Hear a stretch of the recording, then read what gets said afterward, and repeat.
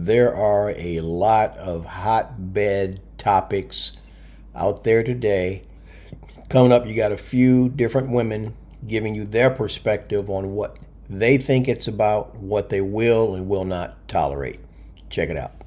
For single mothers, find a man with means. I was raised by a single mom. My mom was gorgeous back in the day. Funny, beautiful, smart, the whole nine. She decided to dedicate her life to raising my brother and I. Instead of finding a man with means, she hustled, she worked hard, she worked a lot. She spent tons of time away from us and away from her family. Hustle did not benefit us at all. That left us in very dangerous situations. Raising children is really difficult, but it takes time and dedication, and it takes time spent with your child. If you are looking for somebody to spend the rest of your life with, find a man with means. Find a man with a house.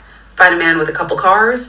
Find a man who's responsible over his own life, who can hopefully take the mental load off of you, who could hopefully take the financial load off of you. Do not settle for a man who doesn't have a home, who doesn't have a couple cars, who can't feed himself, because then you'll be taking resources from your child. Your responsibility now as a single mom is to be strategic and think about the type of life that you want to have and that you want your children to have in the future. Don't settle. Good luck. You know, we don't live in a world where there are traditional men and women anymore, sadly. I always try to come from a biblical perspective. And there's a lot of things that she's saying that I agree with to a certain degree. Do I agree that men should lead? Yes, I do. That men should be the biblical head, taking responsibility for their families? Yes. Now, she made mention, should a man have his own place? Yes, he should. Should he be able to provide for himself? Yes, he should. Should he have two cars, like she said? That sounds very materialistic, and maybe she misspoke, just trying to be fair. Who knows? The point I'm trying to make is, I don't care who you are, whether you're a man or a woman, you shouldn't settle. And the other thing too, you shouldn't be unevenly yoked. And I say this in a lot of my videos because it's true. When you read in the Bible, God created everything, and he created things in a certain order. And that particular book that a lot of people don't believe or agree with, called the Bible, is our instructions on how we are to conduct ourselves on this side of eternity. And a lot of people think they know better than their creator. Imagine the glass thinking that it knows better than the glass maker that made it. That's how ignorant that is. And the point I'm trying to make is when you look through the Bible, it says that God is a God of order. Not a God of chaos. So when you do things out of order, you have chaos. Just look at our relationships now in the world. How marriage is looked at. The broken homes, the way men and women view relationships. There's no godly traditional men and women anymore. Or let me correct that. There are a lack of it, at least from what I see. Sometimes I do wish that I could release the feeling of wanting companionship or relationship with my person, because I feel as though it has held me back in a lot of different ways. Being a single mother, it has really made me realize that I've spent a lot of wasted time wanting and waiting for my person. I'm not sure if I'm saying this because I've had... And I just want to jump in real quick, and I'm going to let her finish. What a lot of people don't realize is the reason God created us is for fellowship. Okay? He could have made a whole bunch of robots that went around worshiping him automatically, but that's not what he wanted. That's why he gives us free will. He wants us to choose him, not to force us to choose and love him. So this lady's saying that she wishes she could get rid of that feeling of wanting a mate. God designed us like that. We are made to be community for each other. We are made to have that relationship, that companionship. That's built in us. Several failed relationships, several people have wasted my time, several people have hurt me, several people have lied to me. But I just wish that I could remove that desire. That desire has held me back in so many different ways. For example, when it comes to traveling, I always said, oh, I want to start traveling with my person, with my friend. We can travel the world. You know, I'm not trying to do this big lavish thing, but whenever we have the time and money, we'll just pick a spot and we'll go and build memories. That's always been my thing. I want someone that I can build memory with. Now, here I am, 30. I've only been to one country outside of the United States. I've been to a few states, but I haven't really done much. And that's because I You're was waiting. 30. I was waiting. Now, I am thankful prior to me having my first child and only child, because we're done. I am so thankful that I still had a lot of drive and ambition to accomplish several financial goals, education goals, career goals. Doing that, I actually don't struggle 100% in single parenthood. I still struggle, but not completely, because I did set myself up. So I'm so happy I wasn't that silly waiting for a person. But as a single mother, I feel like there's so much I could have dedicated my time, my heart, my passions and feelings for instead of another person. Now, I don't know if I feel like this because I was listening to Solange sit at the table. That's my girl, my twin. I love Solange, okay? If I could be anybody, I want to trade places with Solange. She be getting in my feels. So yeah, I don't know. Also, I could be starting my cycle soon, but it's very unfortunate because I am a Scorpio and we love relationships. That is our thing. I'm about to reach 30. Situation I've been in since becoming a mother. So I've been in 1.5 relationships since having my son. We're not going to talk about the half. We're just going to focus on the one. Number one mistake, no dating process. I feel like I want a family and I want a unit and I want to be loved so bad. I ignore the dating process. When in reality, this is something that is so necessary. And upon reflection, I need it. I need a dating process. You need to be courted by a man. If you want a high value man, if you want a man to match your energy as a confident, successful woman, they need to court you. In my last relationship that I just recently got out of, we met and then we're inseparable, like basically living together. There was no dating process. There was no asking on a date. There was no grand gestures to show any type of courtship. And I feel like that's where the relationship went wrong, because to me, as a woman with a child, we're playing house at that point. So my emotions get 10 times more involved instead of truly slowing down and getting to know a person and getting to know what their intentions are, what their life is actually like, what their traumas are, what their triggers are, and really seeing if that person is going to be for me. I feel like no dating process just leads to failure. And a lot of the times, I think as single mothers especially, we can want to rush into situations because of everything we have going on. And we already are one step closer to a family because we do have a child. So it makes it difficult. For myself, I have to slow down. I have to go through that dating process to truly get to know somebody. This could be months long. And I've traditionally never been that type of person. So that's something I'm going to be implementing because I am super open to date and super open to meeting somebody who is going to be for me. I've done so much reflection over the past couple years. So let me know if you want me to make another part to this. Again, the only thing I can say, there's a common denominator whenever I listen to these women talk about their relationships and what they want and what they wish they had done. And it's no different with men.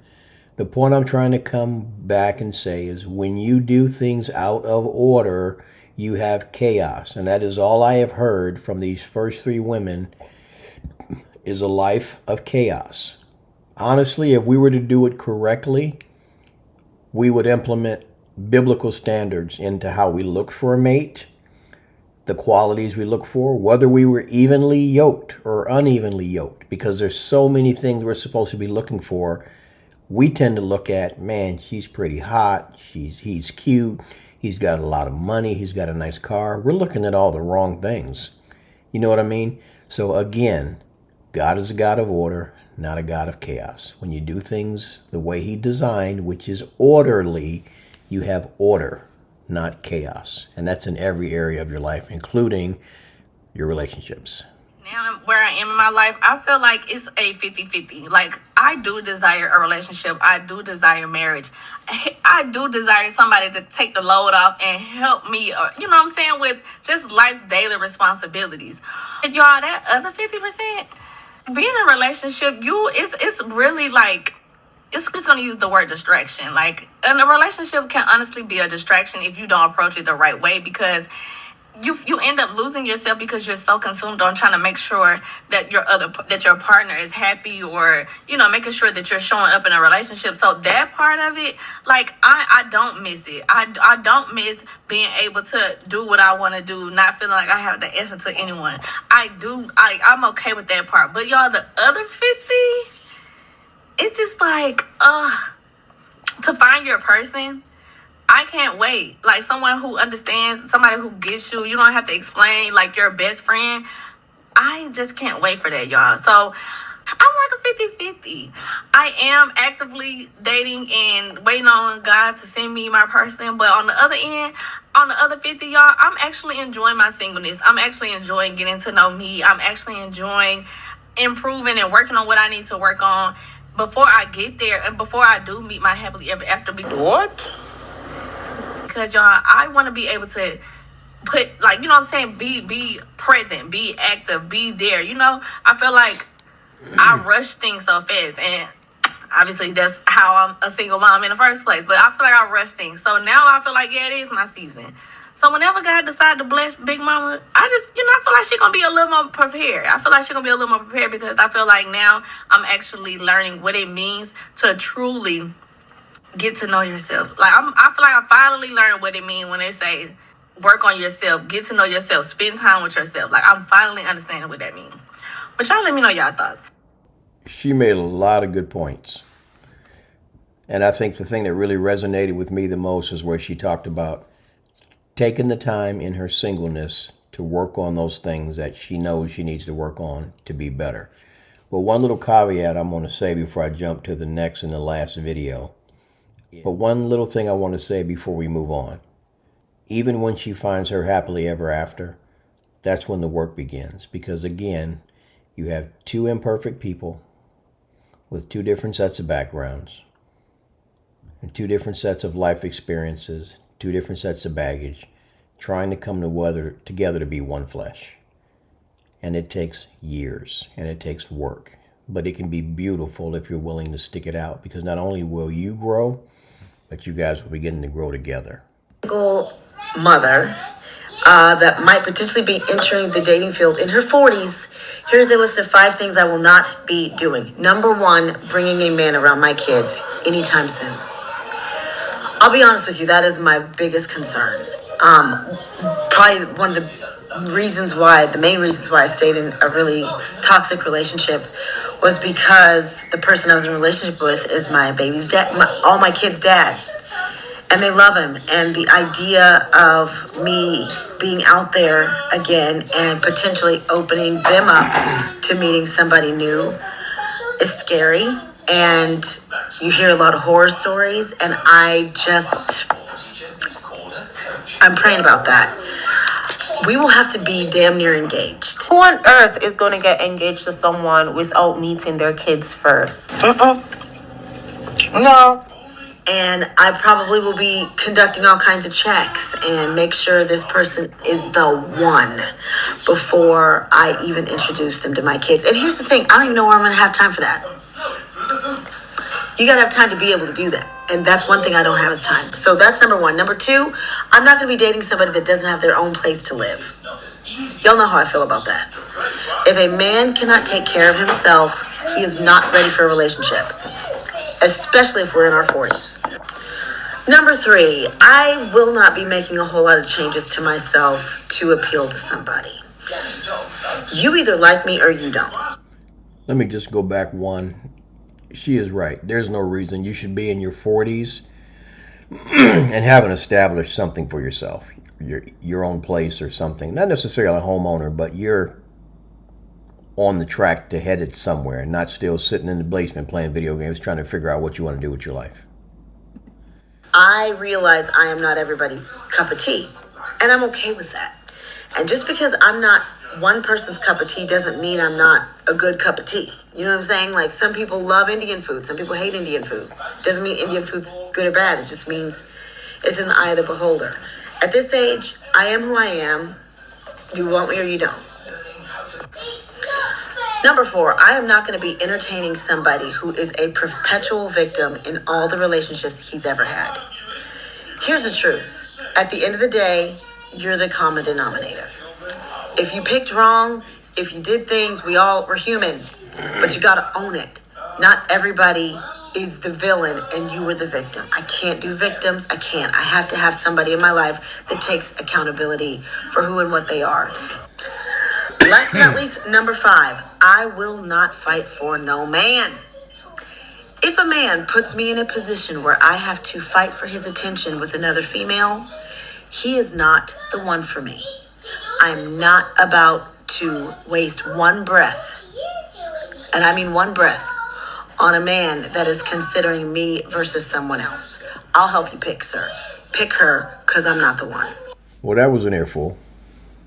So, like I said at the beginning of the video, there is a lot of content out there, a lot of different viewpoints when it comes to this whole subject of dating, you know, in your 40s and 50s, and just the way people look at relationships nowadays. It's a whole different landscape. You know, my wife and I talk about this a lot. I think neither one of us would probably, as much as we like having companionship, would probably want to get into another relationship or another marriage if, you know, something was to happen with this one. And nothing's going to happen with this one because both of us made the decision when we married that divorce wasn't an option. Some people make it too easy to walk away, you know, because I'm telling you right now, just from experience, the grass is not greener. Stay home, water your own garden, fertilize your own garden, and make that garden beautiful. So hopefully you liked this video. If you did, make sure you hit that thumbs up button. Also subscribe to the channel if you haven't already done so. Hopefully you have. And as always, I love you guys, and I will check you on the next one later. Be careful who you date.